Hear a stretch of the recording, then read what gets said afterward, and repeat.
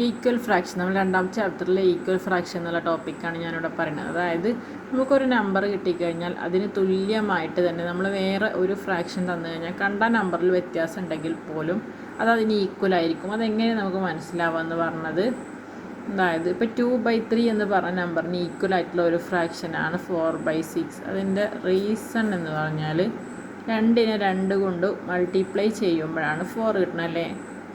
അതേപോലെ 2നെ 2 കൊണ്ട് മൾട്ടിപ്ലൈ ചെയ്ത പോലെ 3നെ സെയിം നമ്പറായിട്ടുള്ള 2 കൊണ്ട് ഇൻറ്റു ചെയ്യുമ്പോൾ കിട്ടിയതല്ലേ 4 6.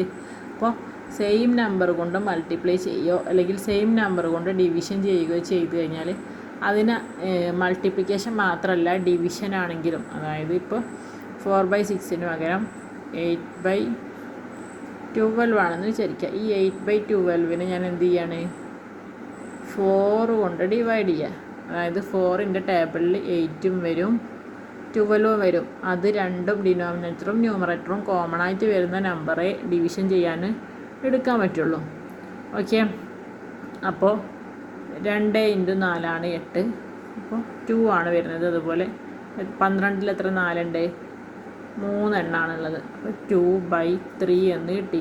കണ്ടോ, ഇത് ഡിവിഷൻ. ഇത് ഈ 2/3യും 8/12ഉം ഈക്വലാണ്. അതേപോലെ നമ്മൾ നേരത്തെ ചെയ്ത 4/6ഉം 2/3യും ഈക്വലാണ്. ഇവിടെ വലുതിൽ നിന്ന് ചെറുതാക്കുകയാണ് ചെയ്തത്, ഡിവിഷനാണ്. ഇവിടെ മൾട്ടിപ്ലൈ ചെയ്തിട്ട് വലുതാക്കുകയാണ് ചെയ്തത്. ഇത്രയേ ഉള്ളൂ വ്യത്യാസം. എക്സാമ്പിളായിട്ട് വേറെ ഒന്നുകൂടി ചെയ്ത് നോക്കാം. 3/4 എന്നുള്ളത് നമുക്ക് വലുതാക്കുന്ന സമയത്ത് ജസ്റ്റ് ഇൻറ്റു 3 മൾട്ടിപ്ലൈ ചെയ്യാൻ 3 കൊടുത്തു കഴിഞ്ഞാൽ 3 × 3 എന്ത് വരും, 9 വരും. 4 × 3 12 വരും. അതായത് 3/4 = 9/12. ഇനി ഡിവിഷൻ ആണെങ്കിലോ